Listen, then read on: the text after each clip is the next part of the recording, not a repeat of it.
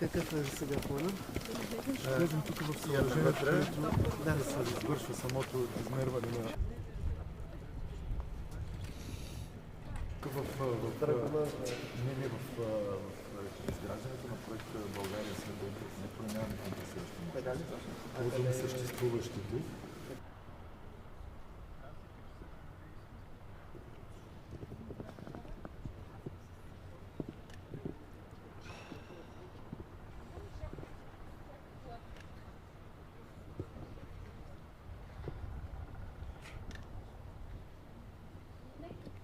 Това е станция, която не е просто за да се подава газ към Сърбия. Разбира се, това е изключително важно.